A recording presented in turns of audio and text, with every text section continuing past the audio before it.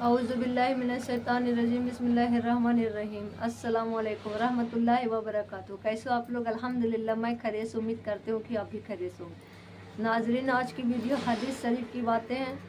آپ لوگ شروع سے لے کر ان تک ضرور ویڈیو میں بنے رہیں، اسکپ کرنے سے کچھ بھی سمجھ میں نہیں آئے گی۔ آپ لوگ شروع سے لے کر ان تک بنے رہیں، آپ بھی خود سنیں، دوسروں تک میری ویڈیو ضرور پہنچائیں۔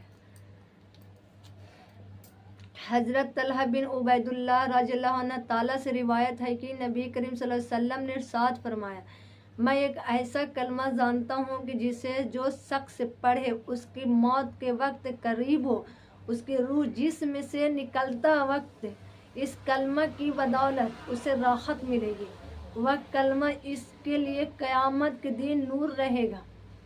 وہ کلمہ لا الہ الا اللہ محمد رسول اللہ۔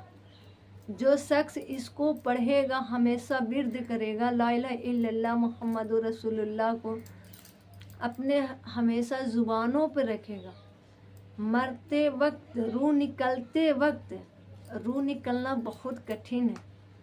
سبھی تو کہتے ہیں کہ روح نکل گیا، اس سے پوچھے کہ روح کس طرح نکلا۔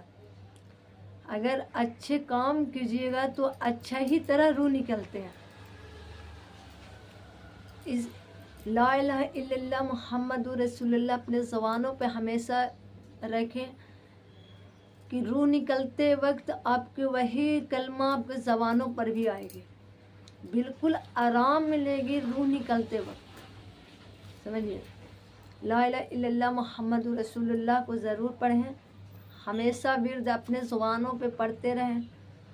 حضرت انس رضی اللہ عنہ تعالیٰ سے روایت ہے کہ رسول صلی اللہ علیہ وسلم نے ارشاد فرمایا، ہر وہ شخص جنت سے نکلے گا، ہر وہ شخص جہنم سے نکلے گا کہ جس نے لا الہ الا اللہ کہا ہوگا۔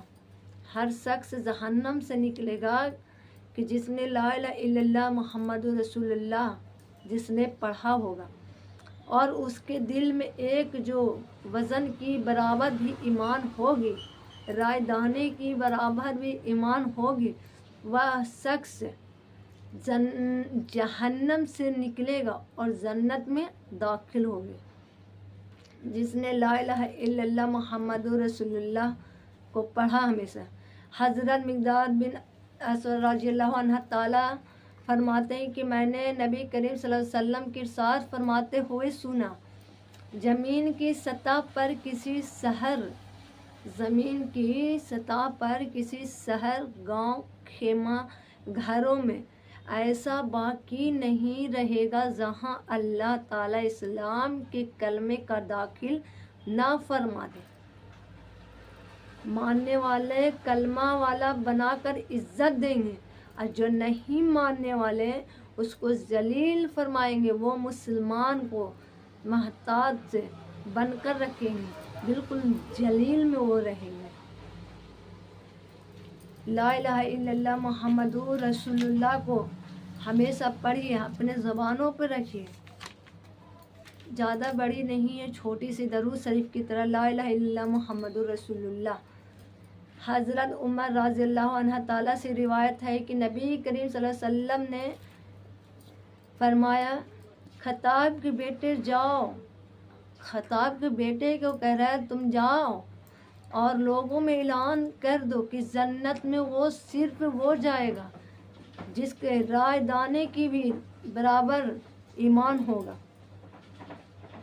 خطاب کے نبی کریم صلی اللہ علیہ وسلم نے خطاب کے بیٹے کو کہہ رہا ہے تم جا کر اعلان کر دو، تم جا کر اس کو بتا دو کہ جنت میں وہی لوگ داخل ہوں گے کہ جو دل میں ایمان رکھیں گے، ہمیشہ ایمان تازہ رہیں گے، رائے دانے کی برابر بھی ایمان رہے گا تو آپ کو جنت میں داخل کریں گے۔ سبحان اللہ۔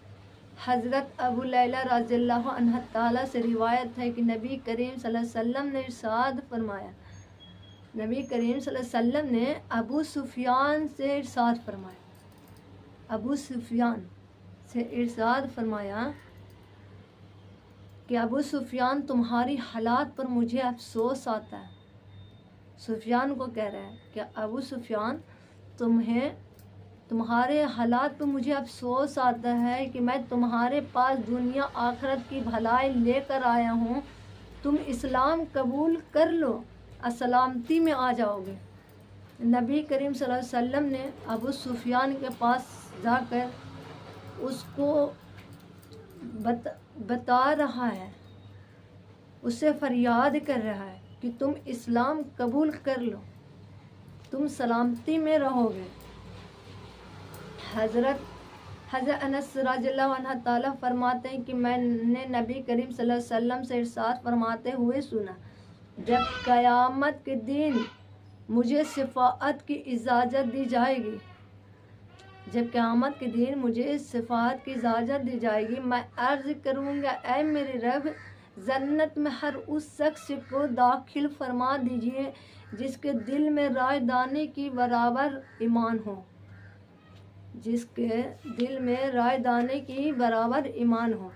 اللہ تعالیٰ میری اس شفاعت کو قبول فرما لیں گے اور وہ لوگ جنت میں ضرور داخل کیے جائیں گے۔ پھر میں عرض کروں گا، جنت میں ہر اس شخص کو داخل فرما دیجیے جس کے دل میں ذرا سا بھی ایمان ہو۔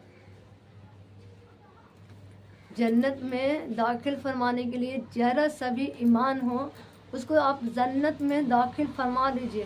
حضرت ابو سعید خدری رضی اللہ عنہ تعالیٰ سے روایت ہے کہ نبی کریم صلی اللہ علیہ وسلم نے فرمایا، جب جنتی جنت میں اور دوزخی دوزخ میں داخل ہو چکے ہوں گے، جنتی جنت میں اور دوزخی دوزخ میں داخل ہو چکے ہوں گے تو اللہ تعالیٰ ارشاد فرمائیں گے، جس کے دل میں رائے دانے کی برابر بھی ایمان ہو اس سے بھی دوزخ سے نکال لو۔ اللہ تعالیٰ فرمائیں گے، جسے رائے دانے کی برابر ایمان ہو اس سے بھی دوزخ سے نکال لو۔ ان لوگوں کو بھی نکال لیا جائے گا، ان کی حالت یہ ہوگی کہ جل کر سیاہ فام ہو جائیں گے، اس کے بعد ان کو نہر حیات میں ڈالے جائیں۔ نہر کا مطلب سمندر، جل کا مطلب پانی، نکل جائیں گے جیسے دانہ سیلاب میں، اسی طرح ڈالا جائے گا۔ وہ شخص فوری طور پر تازہ ہو کر نکل آئیں گے، جیسے دانہ سیلاب کے کوڑے میں پانی اور کھاد ملنے کی وجہ سے فوری اگ جاتا ہے، ویسے ہی وہ بالکل تازہ ہو کر نہر سے وہ نکلے گا اور اسے جنت میں داخل کر دیے جائیں گے۔ دوزخ سے نکال کر جنت میں، جہنم سے نکال کر اسے جنت میں داخل کریں گے۔ سبحان اللہ۔ حضرت ابو امامہ رضی اللہ عنہ تعالیٰ سے روایت ہے کہ ایک شخص نے رسول صلی اللہ علیہ وسلم سے سوال کیا، ایمان کیا ہے؟ ایمان کیا ہے؟ آپ صلی اللہ علیہ وسلم نے ارشاد فرمایا، جب تم کو اپنے اچھے سے خوشی ہو اور اپنے برے کام پر رنج ہو، تم مومن ہو، اسے ایمان کہتے ہیں۔ سمجھے؟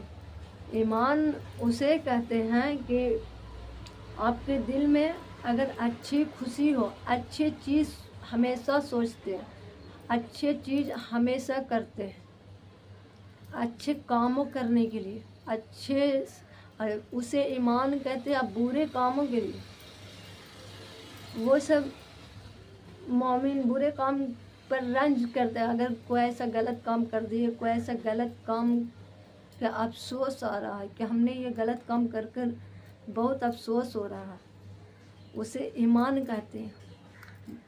اگر برے کام پر افسوس ہو رہا ہے، غلطی ہم سے ہو گئی، اس پہ افسوس کرنے والے لوگوں کو اللہ تعالیٰ بہت زیادہ پسند کرتے ہیں، بہت زیادہ پسند کرتے ہیں۔